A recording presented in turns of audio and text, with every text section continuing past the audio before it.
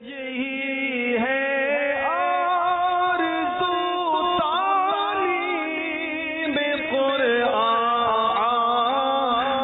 ہو جائے۔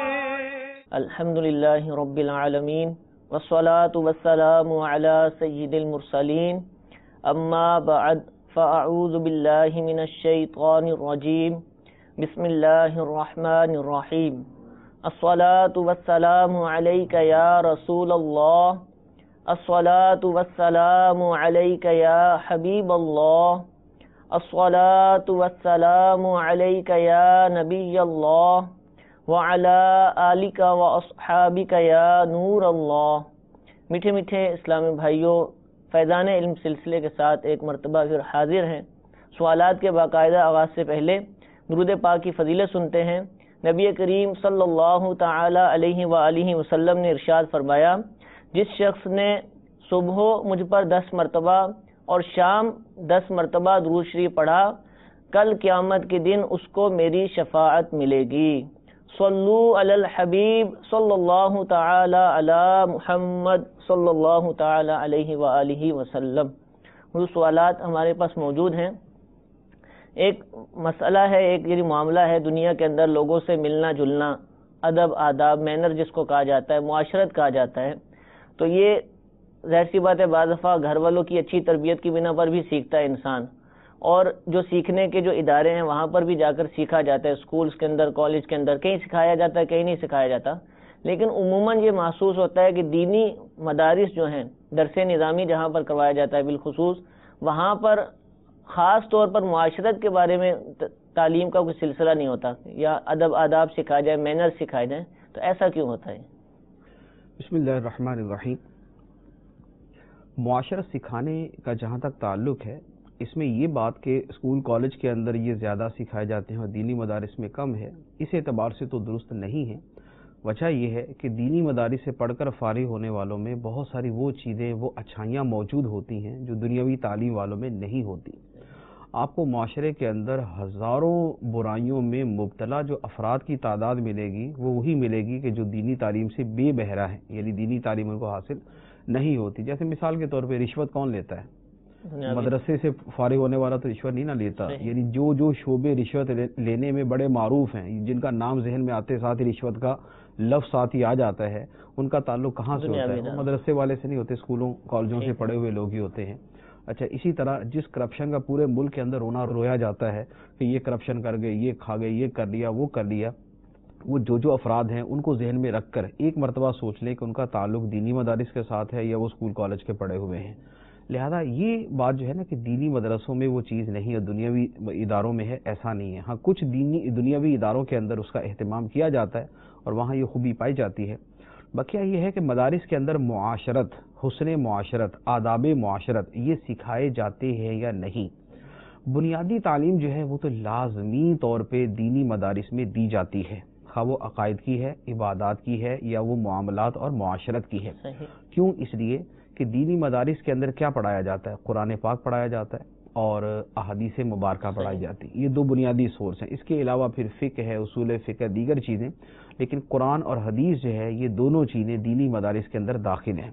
اگر قرآن اور حدیث میں معاشرت کے آداب موجود ہیں تو پھر دینی مدارس میں پڑھائے بھی جاتے ہیں، اور یہ یقینی بات ہے کہ قرآن پاک کے اندر اور احادیث مبارکہ کے اندر زندگی گزارنے کے آداب بتائے گئے ہیں۔ جب بتائے گئے ہیں تو پھر مدارس میں وہ پڑھائے بھی جاتے ہیں۔ اصل میں ہوتا یہ ہے کہ پریکٹیکل اس کا جو ہے وہ تفصیل کے ساتھ نہیں کروایا جاتا۔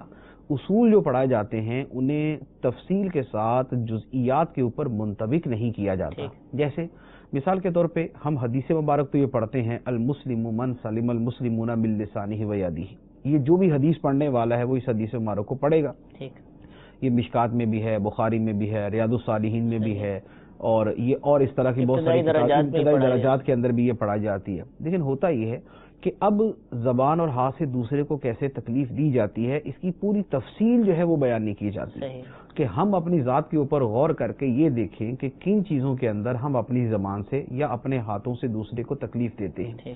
تو چونکہ تفصیلات بیان نہیں کی جاتی، لہذا اس کی وجہ سے عمل کے اندر اتنی سستی ہو جاتی ہے۔ تو معاشرت کی تعلیم موجود ہے، البتہ اس کی تفصیلات نہیں پڑھائی جاتی، اور اس کی تفصیلات پر عمل کرنے کی صورت ذرا کم پائی جاتی ہے، ایک بات۔ دوسری بات یہ ہے کہ چونکہ طلبہ کے حوالے سے ہم بات کر رہے ہیں تو طلبہ کو بطور خاص یہ چاہیے کہ جب انہیں یہ بات معلوم ہے کہ ہمارا دین جو ہے وہ 5-6 چیزوں پر مشتمل ہے، جس میں عقائد، عبادات، معاملات بھی ہیں اور اس کے ساتھ معاشرت بھی ہے، یعنی جو مینرز اور آداب ہیں، جو لوگوں کے ساتھ زندگی گزارنے کا طریقہ ہے، جب یہ ہمارے نصاب کے اندر موجود ہے، جو ہم پڑھتے ہیں یہ اس میں موجود ہے، تو اب ہم اس کو بطور خاص فوکس کریں، ہم اس پر بطور خاص توجہ دیں۔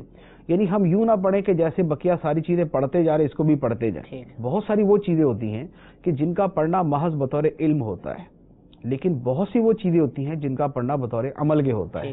جیسے مثال کے طور پہ ایک آدمی نے تجارت نہیں کرنی لیکن وہ تجارت کے باب بھی پڑھتا ہے، اسی طرح ایک آدمی بہت سے وہ مسائل بھی پڑھتا ہے جو اسے پوری زندگی میں پیش نہیں آئیں گے۔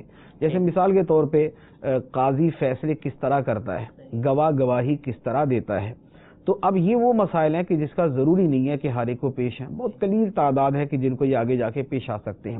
تو اب یہ چیزیں پڑھنا بحیثیت علم کے ہے کہ ہمیں معلومات حاصل ہو گئے، لیکن جو اخلاقیات کا اور معاشرت کا جو چیزیں ہم پڑھتے ہیں وہ محض پڑھنے کے ساتھ تعلق نہیں رکھتی، وہ عمل کے ساتھ تعلق رکھتی ہیں۔ لہذا دو چیزیں یہاں پر کی جائیں۔ پہلی بات تو یہ ہے کہ قرآن و حدیث کو اس نظر سے بطور خاص پڑھا جائے کہ ان میں کون سی وہ چیزیں ہیں کہ جن کا تعلق ہماری زندگی گزارنے کے طریقے کے ساتھ ہے اور لوگوں کے ساتھ تعلقات کے ساتھ ہے۔ اب اس میں جو حقوق ہیں وہ آگے، جو دیگر چیزیں ہیں وہ ہر آدمی جب پڑھے گا تو وہ سمجھ جائے گا کہ اس سے کیا مراد تھی۔ تو لہذا ایک تو قرآن و حدیث کو جو ہمارے طلبہ پڑھتے ہیں ان کو یہ گزارش ہے کہ وہ قرآن و حدیث کو اس مفہوم میں بھی بطور خاص پڑھیں کہ اس میں دوسروں سے جو حسن سلوک، جو دوسروں کا بھلا کرنا، دوسروں کی خیر خواہی کرنا، خواہ وہ ہمارے کلاس فیلوز ہیں یا ہم جب اپنے واپس گھروں کو جاتے ہیں وہ ہیں، یا جہاں ہم رہتے ہیں ہمارے پڑوسی ہیں یا ہمارے دوست ہیں یا ہمارے رشتہ دار ہیں یا ہمارے دیگر تعلقات والے ہیں، ان کے ساتھ ہمارا رویہ کیسا ہونا چاہیے، کون سی باتیں وہ ہیں جو ان کی ہم پر حق ہیں کہ ہمیں وہ ادا کرنی ہے، ہمیں وہ پوری کرنی ہے۔ لہذا طلبہ پہلے تو مطالعہ جو اپنا دینی کتابوں کا کرتے ہیں اور جو درس نظامی میں بھی قرآن اور حدیث پڑھتے ہیں اس کو اس نظر سے پڑھیں۔ اس نظر سے پڑھنا شروع کریں گے تو انشاءاللہ عز و جل ایک علم کی نئی دنیا سامنے آئے گی، ایک علم کی پوری دنیا سامنے آ جائے گی، ایک بات۔ دوسری بات یہ ہے کہ ابھی سے یعنی زمانہ تعلیم ہی سے اپنی ذات کے اوپر بطور خاص معاشرت کو ضرور اپلائی کرتے جائیں۔ یعنی جیسے ہم نماز کا پڑھتے ہیں تو ہمیں پتہ ہے کہ ہمیں نماز پڑھنی ہے، صرف یہ نہیں ہے کہ اقیم الصلاۃ کا ورد کرتے رہنا اور نماز پڑھنی نہیں، جیسے وہاں یہ طرز عمل اختیار نہیں کرنا کہ علم تو ہو عمل نہ ہو، اسی طرح اخلاقی معاملات کے اندر اور زندگی گزارنے کے طریقوں کے اندر بھی یہی کرنا ہے کہ ایسا نہ ہو کہ ہم صرف پڑھتے تو جائیں کہ مسلمان وہ ہے جس کے ہاتھ اور زبان سے دوسرے مسلمان سلامت رہے، دین تو ہے ہی خیر خواہی کا نام، اپنا شر جو ہے وہ دوسروں سے دور رکھو اور اپنے بھائی کے لیے وہ پسند کرو جو اپنے لیے پسند کرتے ہو۔ یہ باتیں صرف پڑھنے کی حد تک ہوں، امپلیمنٹ کرنا اپنی ذات کے اوپر یہ اس کے اندر اثر نظر نہ آئے، یہ نہ ہو۔ لہٰذا مطالعہ بھی اس انداز میں کریں اور اپنی ذات پہ اس کو منطبق بھی اسی طریقے سے کرتے جائیں کہ مجھے اپنی زبان کے حوالے سے دوسروں کو خوشی پہنچانا اور تکلیف سے بچانا، اس حوالے سے کن کن چیزوں کو بہتر کرنا ہے، مجھے اپنے ہاتھ پاؤں، طرز عمل، اپنی گفتگو، کسی بھی چیز کے ذریعے مجھے لوگوں کے ساتھ کیسا رویہ اختیار کرنا ہے کہ میری وجہ سے کسی کو تکلیف نہ ہو۔ لہٰذا یہ ایک دوسری چیز ہے کہ ہم ابھی سے اپنی ذات کے اوپر ان چیزوں کو اپلائی کرنا شروع کریں۔ یعنی ہمیں اگر کوئی دیکھے تو وہ دیکھ کر ہی کہے کہ یار لگتا ہے کہ یہ دین کا طالب علم ہے، یہ دین پڑھنے والا ہے، جو اس کا اخلاق اچھا ہے، اس کی گفتگو اچھی ہے، اس کا کردار اچھا ہے، اس کا ملنا جلنا اچھا ہے، اس کا پڑوسیوں سے رویہ اچھا ہے، اس کا اپنے ساتھ والوں سے تعلق اچھا ہے، یہ کسی سے کینہ نہیں رکھتا، یہ حسد نہیں رکھتا، یہ بغض نہیں رکھتا، یہ تکبر نہیں کرتا، یہ عاجزی اختیار کرتا ہے، اس کے اندر ملنساری پائی جاتی ہے، اس کے اندر حسن اخلاق پایا جاتا ہے۔ یہ ایسا رویہ ہمارے طالب علم کی زندگی کا حصہ بن جائے کہ جو دیکھے وہ کہے کہ یہ دین پڑھنے والا ہے کیونکہ اس کے اوپر دین کا رنگ نظر آ رہا ہے۔ صبغۃ اللہ ومن احسن من اللہ صبغہ، اللہ کا رنگ ہم نے اختیار کر لیا، اور اللہ کے رنگ سے اچھا کس کا رنگ، یعنی اللہ کے دین کے رنگ سے اچھا کس کا رنگ ہے۔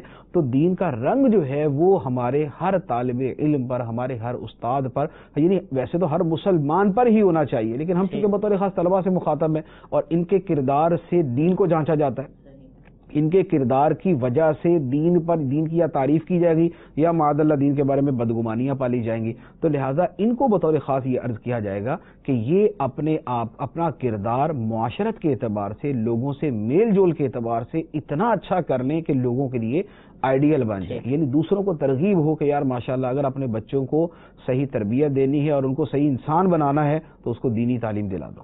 یہ دین اس کو پڑھاؤ گے تو دین اس کو سکھائے گا کہ طرز زندگی گزارنے کا اصل طریقہ کیا ہوتا ہے. اچھا، پھر اس کے ساتھ یہ تو ہے کہ اپنی ذات کے اوپر اپلائی کرنا. اب اس کے ساتھ مزید یہ ہے کہ ہمارے طلبہ بہت سارے بیانات بھی کرتے ہیں، ہمارے اساتذہ بیانات کرتے ہیں، طلبہ بیان کرتے ہیں، یعنی قافلوں میں بھی بیان ہے، اس کے علاوہ جمعہ پڑھانے والے بھی ہیں، اس کے علاوہ بھی بیانات کرنے والے. بیانات کے اندر ایک فوکس جو ہے معاشرت کو کیا جائے. یعنی ہمارے ہاں عام طور پر بیان کی دنیا میں یہ ہوتا ہے کہ جو جس فیلڈ کو اختیار کر لیتا ہے اس کے پوری زندگی کے بیان ادھر چلے جاتے ہیں.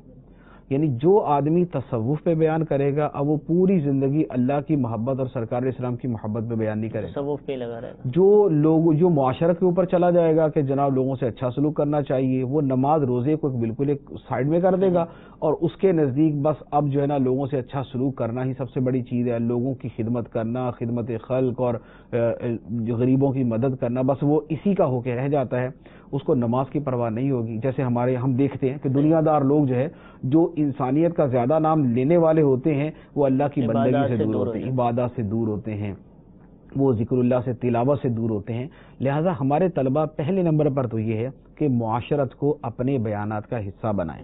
ان آیات کو، ان احادیث کو اور ان روایات کو اور ان حکایات کو اپنے بیان میں شامل کریں جس کے اندر یہ بتایا جاتا ہے کہ ہم نے دوسروں کے ساتھ کیسا رہنا ہے، ہماری ذات کیسی ہونی چاہیے، ہمارا کردار معاملات کے اندر اور معاشرت کے اندر کیسا ہونا چاہیے. اس کو جب بیانات کے اندر شامل کریں گے تو انشاءاللہ عز و جل پھر ہمارا اپنا کردار جو ہے وہ بھی بہتر ہوگا اور جن کو ہم سکھاتے ہیں ان کا کردار بھی بہتر ہوگا. معاشرے کے اندر کچھ نظر آئے گا کہ یہ کوئی اسلامی معاشرہ ہے. ابھی تو اگر ہم برائیوں کی لسٹ شروع کرتے ہیں تو ہم گھر سے لے کر جناب بازار تک ہر جگہ وہ چیزیں دیکھتے ہیں کہ ہمیں سوائے یعنی صدموں کے اور کچھ نہیں ملتا کہ یار یہ بھی خراب ہے، یہ بھی خراب ہے، یہ بھی خراب ہے، یہ بھی خراب ہے.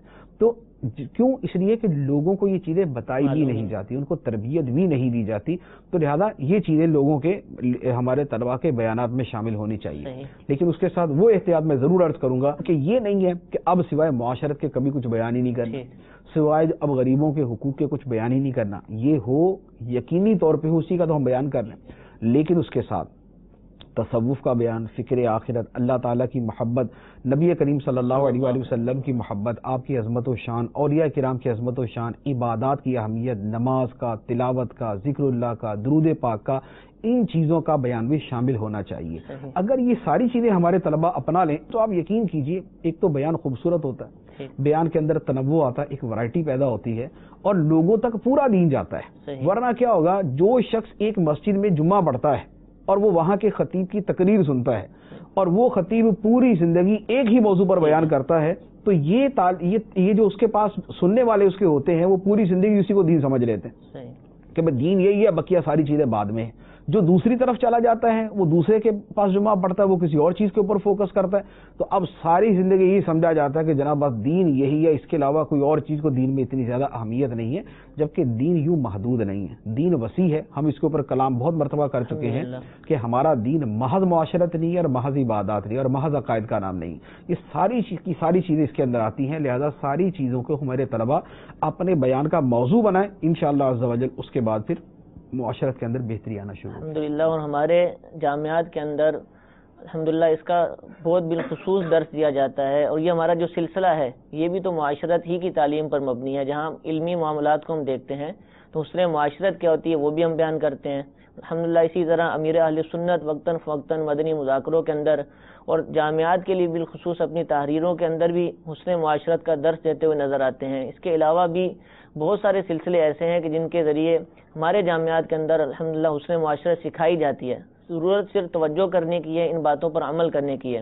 اور الحمدللہ پچھلے دنوں جامعہ کے اندر بھی یہ سلسلہ چلا فیضان اسلام الحمدللہ ہر اتوار کو ظہر کی نماز کے بعد 2 بجے پاکستانی اوقات کے مطابق فیضان اسلام سلسلہ مدنی چینل پر پیش کیا جاتا ہے. اس میں بھی مفتی صاحب نے 3 سلسلوں کے اندر تفصیل کے ساتھ معاشرت سے متعلق حسن معاشرت سے متعلق مسائل کو، احکام کو، آداب کو بیان کیا. تو ان سلسلوں کو دیکھیے، اسی طرح کے دیگر جو سلسلے ہیں ان کو دیکھیے، قرآن و حدیث پڑھتے ہوئے ان باتوں پر توجہ کیجیے، انشاءاللہ عز و جل ہمارے معاشرے کے اندر بہتری آئے گی. حضور پچھلے دنوں دورہ حدیث شریف کے طلبہ ملک بھر سے باب المدینہ حاضر ہوئے، ان میں بھی ہمارا یہ سلسلہ ہوا. اس میں ایک سوال پوچھا گیا تھا اور آپ نے اجمالی طور پر اس کا جواب بھی دیا تھا کہ آستانے جو ہیں، ہماری خانقاہیں ہیں، وہاں پر جو گدی نشین ہیں آج کل کے دور میں اچھے لوگ بھی ہیں اور کئی ایسے ہیں کہ فساق بھی کہا جا سکتا ہے یا بے عملی کا دور دورہ ہے. اور ایک تو یہ ہے کہ ان کی اصلاح، پھر ان سے متعلقین کی اصلاح، تو ان کے اندر مدنی کام کرنا یہ بہت مشکل ہے. تو اس کا کوئی طریقہ ارشاد فرمائیے کہ کس انداز سے ان لوگوں کے درمیان کام کیا جا سکے. دیکھیں اس پر بہت ساری چیزیں ہیں، میں نے اپنے پاس لکھی ہوئی ہیں. ٹھیک. اس میں عرض یہ ہے، پہلے نمبر پر تو یہ ہے کہ جس شعبے کے حوالے سے یا جس گروہ افراد کے حوالے سے کلام کرنا ہو، وہاں ہمیشہ اعتدال کا پہلو جو ہے وہ سامنے رکھنا چاہیے کہ جو حقیقی صورتحال ہے اس کو بیان کیا جائے. ہمارے ہاں کیا ہوتا ہے کہ جیسے مثال کے طور پہ میڈیا کا زمانہ ہے، میڈیا والے عام طور پہ ذرا دینی چیزوں کے حوالے سے منفی رویہ زیادہ اختیار کرتے ہیں. اب اس میں کیا ہمارے ہاں غلط پیر ضرور موجود ہے. بالکل. اس لیے جب غلط پیر ایک پکڑا جاتا ہے تو اب اس کے اوپر سب کے سب کو برابر رکھ کے جناب وہ بیان کر دیا جاتا ہے کہ پیروں کا حال ہی یہ ہے، پیر یہ کرتے ہیں، یہ کرتے ہیں، یہ کرتے ہیں، جبکہ یہ طریقہ کار بالکل باطل، غلط اور خلاف شریعت اور خلاف اخلاق ہے. وجہ یہ ہے کہ پیری مریدی کا جو سلسلہ ہے یہ کوئی معمولی شے نہیں ہے، یہ بڑی عظمت والی شے ہے. نبی کریم صلی اللہ علیہ وآلہ وسلم بیعت فرمایا کرتے تھے اور صحابہ کرام بیعت کیا کرتے تھے. پھر اس کے بعد جو بیعت اب ہمارے زمانے میں رائج ہے یہ اکابر اولیاء کرام، یعنی جیسے سرکار غوث پاک رضی اللہ تعالی عنہ اور خواجہ غریب نواز رضی اللہ تعالی عنہ، اتنے اکابر اولیاء کرام، ان سے پہلے والوں کا یہ سلسلہ ہے. تو اتنی عظیم اور اتنی بڑی جو شے ہو اس کے اوپر کلام کرتے ہوئے بڑا محتاط ہونا چاہیے. ایسا نہ ہو کہ غلط کے ساتھ اچھے کے بارے میں بھی غلط الفاظ استعمال ہو جائیں.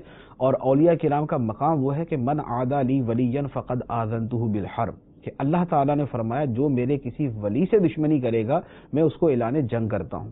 لہذا کلام کرتے ہوئے اس حوالے سے بہت محتاط ہونے کی حاجت ہے. چونکہ یہ طلباء کو ہم بیان کر رہے ہیں تو اس لیے یہ بیان کرنے کی اس لیے زیادہ حاجت ہے کہ بعض اوقات اتنی زیادہ سمجھداری ہوتی نہیں ہے، تو جب رد کرنے پہ آتے ہیں تو پھر ہر طرح کے چھکے چوکے مارنا شروع کر دیتے ہیں.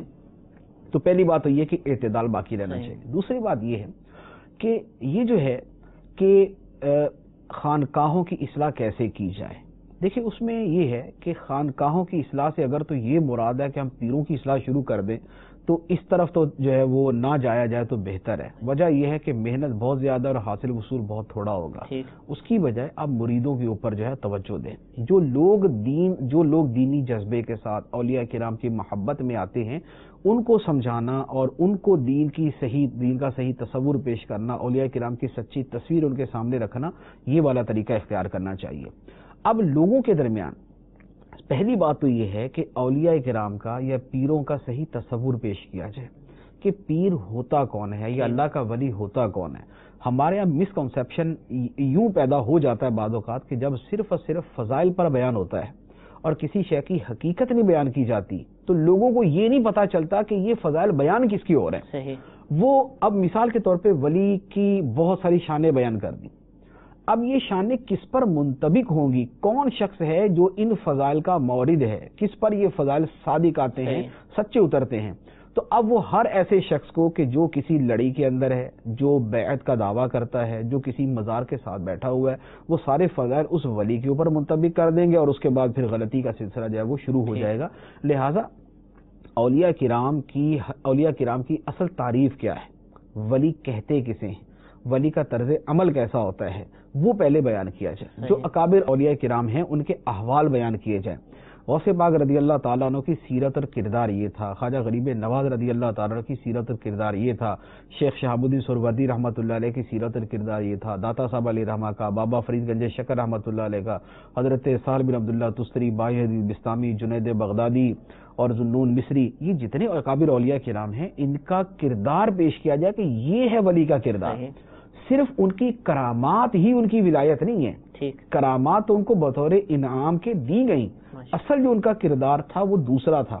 تو جب لوگوں کے سامنے ولایت کا سچا معنی، درست معنی اور ولیوں کی سچی تصویر پیش کی جائے گی تو پھر لوگوں کو پتا چلے گا کہ ہم جن کے پاس جاتے ہیں کیا وہ اس پر پورے اترتے ہیں اور کیا ہمیں ان کے پاس جانا چاہیے یا نہیں جانا چاہیے. یہ ایک مثبت انداز ہوتا ہے. اچھا، پھر اس میں ایک اور بات کی احتیاط کی حاجت ہے، وہ یہ ہے کہ دیکھیں، غلط پر جب تک تنقید نہ کی جائے، غلط کی اصلاح بڑی مشکل ہوتی ہے. لیکن تنقید میں ہمیشہ یہ بات یاد رکھنے کی ہے کہ تنقید جب شدت اختیار کر جائے تو سامنے والا کبھی ماننے کی طرف نہیں آتا، پھر وہ ضد بازی کے اوپر اتر جاتا ہے. غلط پیروں کے اوپر بھی اگر انتہائی شدید انداز میں تنقید کی جائے گی تو فی نفسی ہی اگرچہ وہ درست ہو اور اس کو جائز کہا جائے، لیکن یہ اپنے ذہن سے نکال دیا جائے کہ اس پیر کے مرید کبھی آپ کی بات سن لیں گے. صحیح، کیونکہ ہر ایک کی وابستگی ہوتی ہے، ہر ایک کی جذباتیت ہوتی ہے، ہر ایک کا بڑا قریبی تعلق ہوتا ہے. تو اب اس کے مرید جن سے اصلاح کی امید تھی کہ اگر انہیں نرمی سے سمجھایا جاتا، اگر ان کو پیار محبت سے طریقے سے سمجھایا جاتا، دلائل کے ساتھ بیان کیا جاتا تو وہ سمجھ جاتے اور وہ خود بخود ہی سیدھے راستے کے اوپر آ جاتے. لیکن تنقید کے شدید انداز کی وجہ سے وہ ہماری ضد میں سامنے کھڑے ہو جائیں گے اور کبھی بھی اپنی غلطی کی اصلاح کی طرف نہیں آئیں گے. تو لہٰذا تنقید کے اندر یہ اعتدال کا راستہ اختیار کرنا چاہیے. اچھا، پھر اس میں اسی وجہ سے ہمارا جو تنظیمی طریقہ کار ہے اصلاح کا، وہ وہی ہے کہ جس میں نرمی ہے، شفقت ہے، محبت ہے، دلیل ہے، قرآن و حدیث کا بیان ہے، سلف صالحین کے واقعات ہیں، اور بس انہی چیزوں کے ذریعے سمجھایا جاتا ہے. اس کے اندر بہت زیادہ دوسرا انداز اختیار کرنے کی حاجت نہیں ہے. اس انداز کو اختیار کیے بغیر بھی مقصد پورا ہو جاتا ہے. لہذا اسی طریقے کو اختیار کیا جائے جو ہمارے ماحول کا ہے، جو ہماری تنظیم کا ہے، جو دعوت اسلامی کا ہے. اچھا، پھر ایک اور بات، اہم بات، کہ جو میں نے ضمن تو میں نے عرض کر دی ہے کہ صرف شان اولیاء پر بیان نہ کیا جائے. کبھی کبھار ہو جائے تو ٹھیک، لیکن ہمیشہ صرف شان اولیاء پر بیان یہ نہ کیا جائے. شان اولیاء بما تعلیمات اولیاء، سیرت بھی بیان، بما کردار اولیاء، یعنی تعلیمات اور کردار کیا تھا. غوث پاک رضی اللہ تعالی عنہ کی آپ کرامات بیان کریں تو کرامات کے ساتھ آپ کی جو عبادت و ریاضت تھی وہ بھی بیان کی جائے، جو آپ کا حسن اخلاق اور کردار تھا وہ بھی بیان کیا جائے، اور جو آپ کی تعلیمات تھی، جو آپ نے بیان فرمایا کہ لوگوں یہ کرو وہ بھی ساتھ بیان کیا جائے. تو جب آپ عظمت، کردار اور تعلیم، جب یہ تین چیزیں بیان کریں گے تو انتہائی خوبصورت کمبینیشن بنے گا. کیوں؟ آپ جب ان کی کرامات اور ان کی عظمتیں سنیں گے تو دل میں محبت پیدا ہو، جب ان کی عبادت و ریاضت سنیں گے دل میں محبت بھی پیدا ہوگی اور پیروی کا جذبہ بھی پیدا ہوگا. جب ان کی تعلیمات سنیں گے تو اب تعلیمات سن کر اس کے مطابق عمل کرنے کا جذبہ بھی پیدا ہوگا. جب یہ والا طریقہ اختیار کیا جائے گا تو پھر یہ نہیں ہوگا کہ صرف فضائل سنے اور اس کے بعد اپنے آپ کو بخشایا سمجھا اور اب عبادات اور ہر چیز سے فارغ ہو گئے. لہٰذا طلبہ کو میں یہ عرض کروں گا کہ ہمیشہ بیان کے اندر یہ اعتدال کی صورت اپنائیں کہ اس میں عظمت کا بیان بھی ہو، اس میں سیرت کا بیان بھی ہو اور اس میں تعلیمات کا بیان بھی ہو. اچھا، پھر اس کے ساتھ یہ جو عبادت و ریاضت کا بیان ہے، اس میں ایک بڑی اور دلچسپ چیز ہے. وہ کیا ہوتی ہے؟ وہ یہ ہے کہ عبادت و ریاضت بیان کی جیسے غوث پاک رضی اللہ تعالیٰ عنہ کی. اب عبادت و ریاضت کو ایسے رنگ میں بیان کریں گے کہ وہ محض بزرگوں کی فضیلت تو بن جائے گی، قابل اتباع نہیں بنے گی. یعنی ہم ان کی عبادت کو اس ڈھنگ میں بیان کریں گے کہ یہ بزرگوں ہی کا طریقہ تھا اور اتنی عبادت یا یہ عبادت کرنا انہوں نے ہی کرنی تھی، وہ کر کے فارغ ہو گئے اور وہ دنیا سے تشریف لے گئے، بس ٹھیک ہے. یعنی ہم بطور فضیلت ذکر کرتے ہیں، ہم بطور فضیلت اور بطور خاصہ کے بیان کر دیتے ہیں، یوں نہیں بیان کرتے کہ ہمیں اس کی پیروی کرنی. ٹھیک ہے. تو اب یہ ہے کہ عبادت کے اندر یہ پہلو ضرور موجود ہوتا ہے جو بزرگان دین کرتے ہیں کہ بعض اوقات انہی کے ساتھ خاص ہوتا ہے. یعنی ہم کسی بزرگ کا بیان کریں کہ وہ روزانہ 600 رکعت نوافل پڑھتے تھے تو یہ یقینی بات ہے کہ 600 رکعت نفل تو ہم نہیں پڑھ سکتے. یا کوئی شخص پوری زندگی رات کو جاگ کر نوافل پڑھتا تھا تو یہ یقینی بات ہے کہ وہی کرتے ہوں گے. یا بہت زیادہ فاقہ کشی کو اختیار کرتا تھا تو ہم نہیں کر سکتے. لیکن یہ محض فضیلت کے رنگ میں بیان کر کے چھوڑ دیں گے تو پھر ہمیں کم از کم اتباع کا درس کوئی نہیں ملے گا، ہمیں پیچھے چلنے کا اور پیروی کرنے کا درس کوئی نہیں ملے گا. طریقہ یہ ہے کہ آپ ان کی عبادت کے دونوں پہلوؤں کو بیان کریں. یعنی طلبہ جو بیان کریں عبادت کے دونوں پہلوؤں کو بیان کریں کہ ان بزرگوں نے اتنی عبادت کی، ہمیں کچھ تو پیروی کرنی چاہیے، ہمیں کچھ تو ان کے نقش قدم پر چلنا چاہیے، جس راستے پر چل کے وہ خدا کے قریب چلے گئے، جس راستے پر چل کے انہوں نے خدا کا قرب حاصل کیا، ہمیں بھی تو اس راستے کے اوپر اپنی حیثیت کے مطابق چلنا چاہیے۔ تو عبادت و ریاضت کا بیان جو ہے وہ اس انداز میں نہ ہو کہ جس سے بجائے عبادت کا جذبہ پیدا ہونے کی ہمت ہی ٹوٹ جائے۔ جیسے ایک مرتبہ ہم سے بھی سوال ہوا تھا نا کہ وہ بزرگان دین کا مطالعہ پڑھتے ہیں تو بجائے اس کے کہ حوصلہ پیدا ہو، ہمت ہی ٹوٹ جاتی کہ اتنا مطالعہ کیسے کریں۔ اب یہی ہے، اب کسی بزرگ کا بیان کر دیا کہ 40 دن کے اندر ایک لقمہ کھاتے تھے، تو 40 دن میں ایک لقمہ کھانا لازمی بات ہے، ہمارے لیے ممکن ہی نہیں ہے، لیکن تقلیل خواہشات اور نفس کے اوپر جو ہے وہ زور دینا اور نفس کو دبانا اور رضا الہی کے لیے کچھ نہ کچھ اپنے اوپر سختی کرنا، اس کا اگر ذہن ساتھ میں باقاعدہ دے دیا جائے کہ ٹھیک ہے ہم 40 دن نہیں کر سکتے لیکن ہمیں کچھ تو تقلیل خواہشات کی طرف آنا چاہیے، کچھ تو ہمیں عبادت و ریاضت کی طرف آنا چاہیے۔ 600 رکعت ہم نہیں پڑھ سکتے، 2 تو پڑھ سکتے ہیں، 4 تو پڑھ سکتے ہیں، 6 تو پڑھ سکتے ہیں۔ ہم فرائض و واجبات و سنن و نوافل جو نمازوں کے ہیں وہ تو مکمل طور پر ادا کر سکتے ہیں۔ تو لہذا جب بھی بیان کیا جائے اولیاء کرام کی عبادت ریاضت کو، اس کو اس انداز میں نہ بیان کیا جائے کہ ان کا خاصا قرار دے کے ان کو سائیڈ میں کر دیا جائے اور اب آرام سے بیٹھے ہوئے کہ اب ہم نے کچھ نہیں کرنا، لہذا یہ والا طرز عمل اختیار نہ کیا جائے۔ اچھا، اب اس میں ایک چیز اور میں عرض کروں گا کہ بیانات کے لیے بھی اور مطالعے کے لیے بھی 2 کتابیں جو ہے بڑی خوبصورت ہیں، اس میں اولیاء کرام کی عبادت، تعلیمات اور ان کی سیرت، یہ ساری چیزیں مل جائیں۔ ایک تو ہماری المدینۃ العلمیہ کی جو چھپی ہوئی کتاب ہے اللہ والوں کی باتیں، 2 جلدوں کے اندر ہے، 6 7 100 صفحات پر مشتمل یہ 2 جلدیں ہیں۔ یہ 2 کتابیں اس حوالے سے بڑی خوبصورت ہے، کثیر صحابہ، تابعین، اولیاء کرام کے بیانات اس میں موجود ہیں۔ اگر اس کا مطالعہ کریں اور اس کو موقع محال کی مناسبت سے استعمال کریں تو وہ جو میں کہنا چاہ رہا تھا کہ اولیاء کرام کی عظمت بھی آئے، سیرت بھی آئے اور تعلیمات بھی آئیں، یہ تینوں چیزیں جو ہیں یہ اللہ والوں کی باتیں اس کے اندر مل جائے گی۔ ویسے تو اس کے ساتھ وہ بھی ہے سیدنا عمر بن عبدالعزیز رضی اللہ تعالیٰ عنہ کی حکایات کے اوپر وہ بھی ہے، لیکن چونکہ وہ صرف ایک ہی ہستی کے بارے میں ہے لہذا وہ بہت طوالت ہے، لیکن بھارت طلبہ کو تو پڑھنی چاہیے۔ لیکن یہ جو کتاب ہے اللہ والوں کی باتیں، اس میں کثیر اولیاء کرام کا تذکرہ ملے گا، اور اس کے ساتھ امام شعرانی رحمۃ اللہ علیہ کی کتاب ہے تنبیہ المغترین۔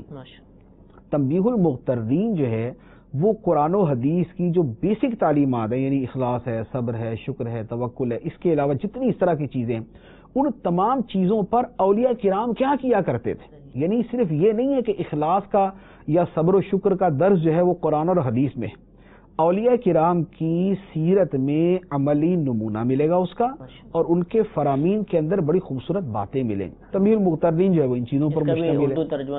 اس کا بھی اردو ترجمہ دستیاب ہے، عربی جو پڑھ سکتے ہیں ان کے لیے بہت ہی اچھا کہ وہ عربی کے اندر پڑھیں۔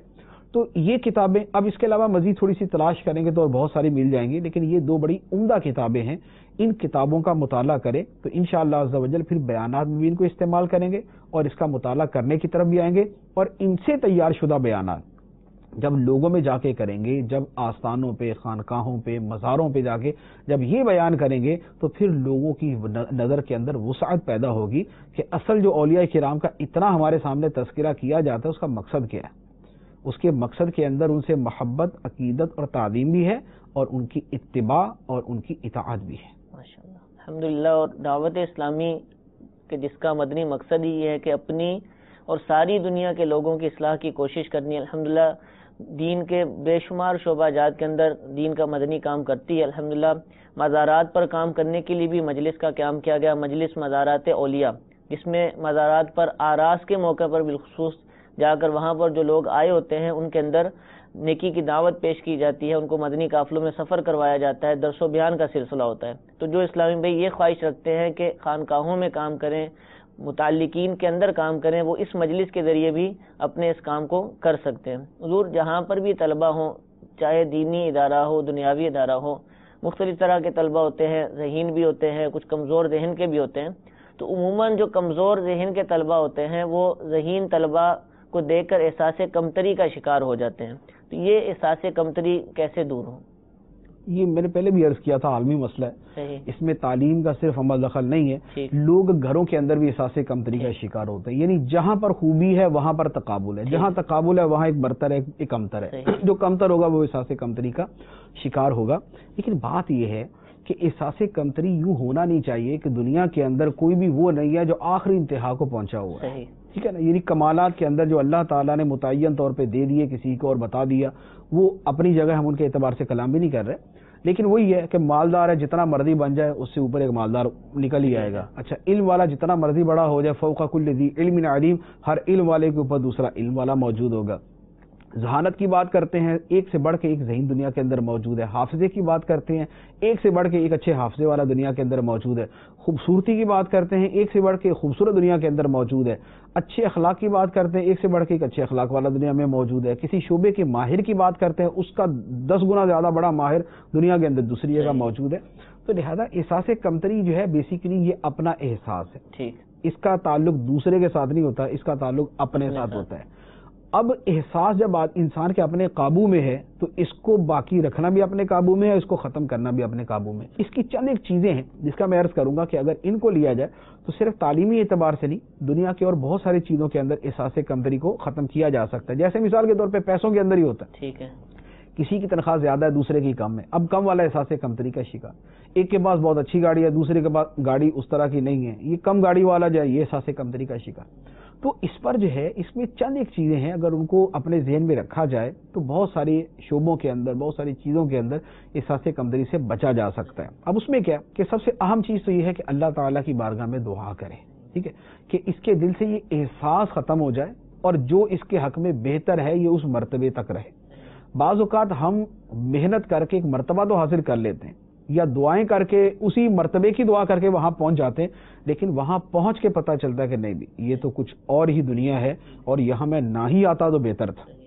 تو لہذا پہلے تو دعا کرے کہ اللہ جو میرے حق میں بہتر ہے مجھے اس پہ رکھ، اور میرے دل و دماغ سے وہ ایسا احساس جو مجھے یعنی ہرٹ کرتا ہے وہ نکل جائے. ایک بات. اچھا، دوسری بات یہ ہے کہ اپنی خامیوں کا یا اپنی کمی کا کسی کے ساتھ تقابل نہ کرے.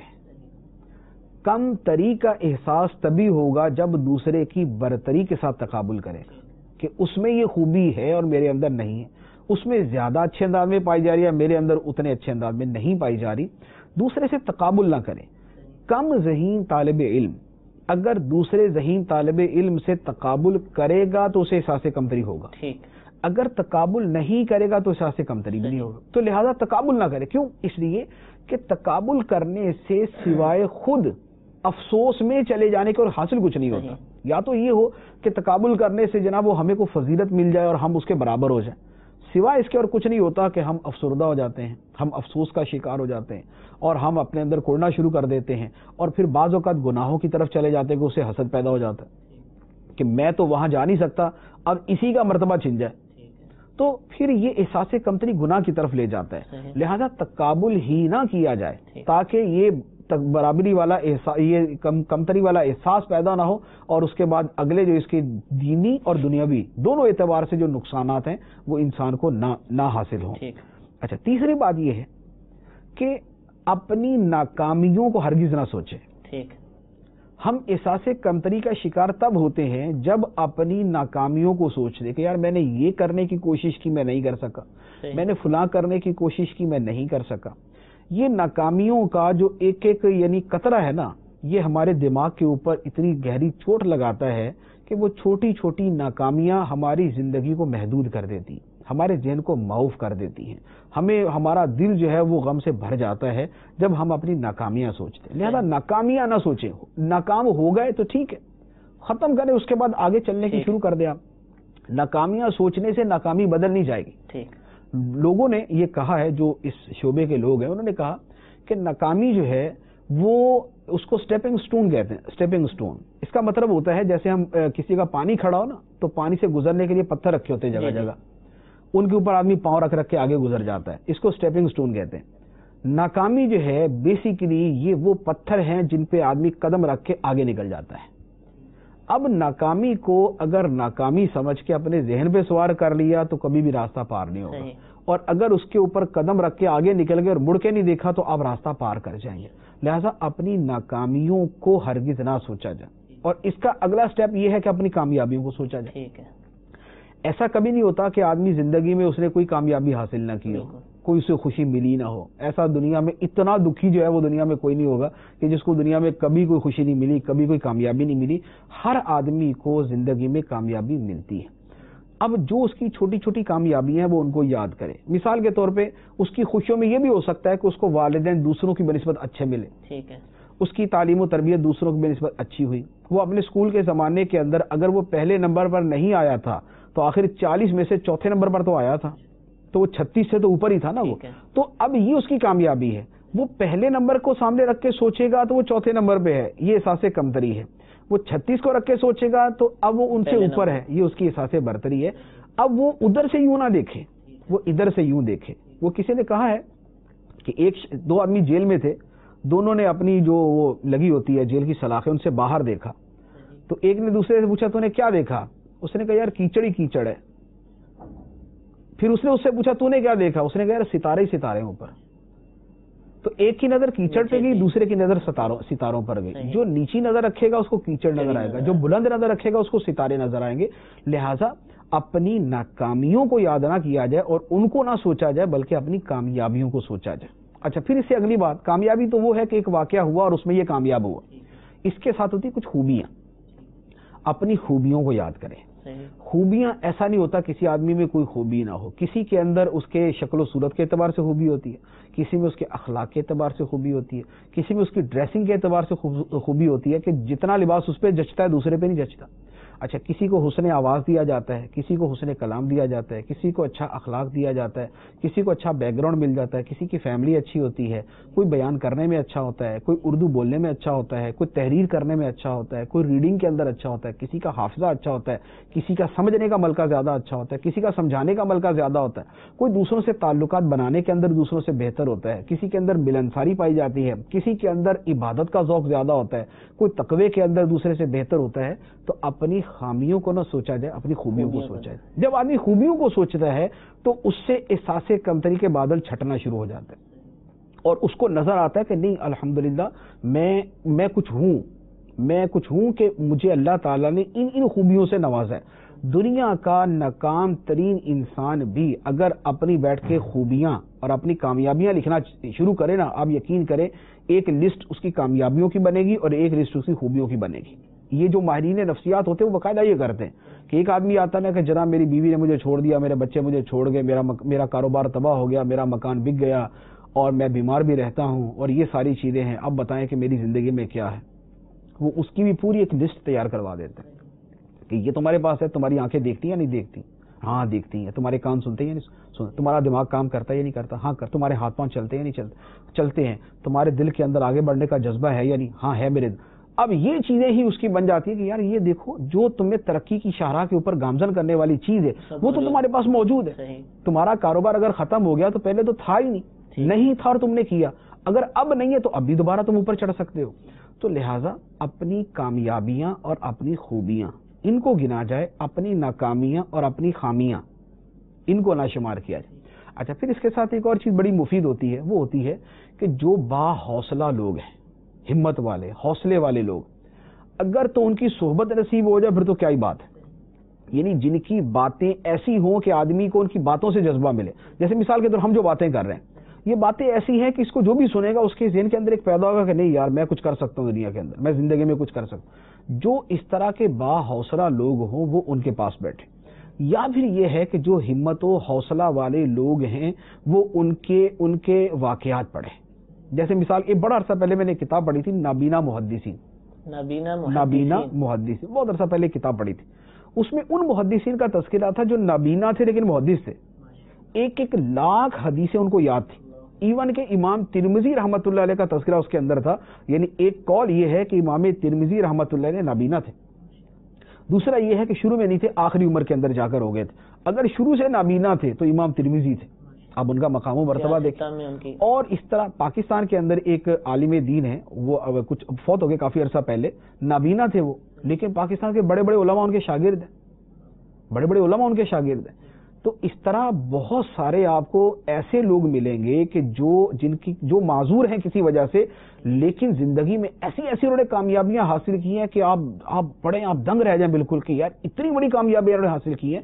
تو لہٰذا جو اس طرح کے با حوصلہ لوگ ہیں, یعنی ایک آدمی تھا اس کی ٹانگ ٹوٹ گئی, اسے شوق تھا یہ پہاڑوں پہ چڑھنے کا, کو پیمائی کا, تو ٹانگ ٹوٹنے کے بعد تو زمین پہ چلنا مشکل ہے تو پہاڑوں پہ کیا چڑھنا. اس نے دنیا میں سب سے بڑا ریکارڈ قائم کیا تھا پہاڑ پہ چڑھنے. اس طرح کی ایک نہیں ہے، بیسوں واقعات. تو جو باحوصلہ لوگ ہیں، باہمت لوگ ہیں، ان کے واقعات اگر پڑھے جائیں تو پھر آدمی کے اندر حوصلہ پیدا ہوتا ہے، اس طرح احساس کمتری ختم ہوتا ہے. ٹھیک ہے، ماشاءاللہ بہت ہی اچھے انداز سے احساس کمتری سے متعلق ہم نے سنا، اور ہم کوشش کریں گے اپنے آپ کے اندر جو خوبیاں ہیں، کامیابیاں جو ہمیں اللہ تعالیٰ نے عطا فرمائی، ان کی طرف نظر کریں گے تو انشاءاللہ عزوجل ہمیں بھی آگے بڑھنے کا جذبہ حاصل ہو. حضور یہ تو تھی احساس کمتری کا شکار نہیں ہونا چاہیے، رشک کر سکتے ہیں اچھے طلبہ پر. ہاں، رش کرنا اچھا ہے. رش کا مطلب یہ ہوتا ہے کہ اس کے پاس بھی وہ خوبی باقی رہے ٹھیک اور مجھے بھی مل جائے. ٹھیک ہے، تو یہ رش کرنا اچھی بات ہے. انشاءاللہ عزوجل جو کچھ بیان ہوا اس پر عمل کریں گے تو انشاءاللہ عزوجل ہمارے اندر بھی بہتری پیدا ہوگی، ہمارے علم دین سے ہمیں بہت زیادہ فائدہ حاصل ہوگا. اللہ تعالیٰ سے دعا ہے کہ جو کچھ سنا اس کو یاد رکھنے، اس پر عمل کرنے کی توفیق عطا فرمائے. آمین بجاہ النبی الامین. صلو علی الحبیب صلی اللہ تعالی علی محمد صلی اللہ. یہی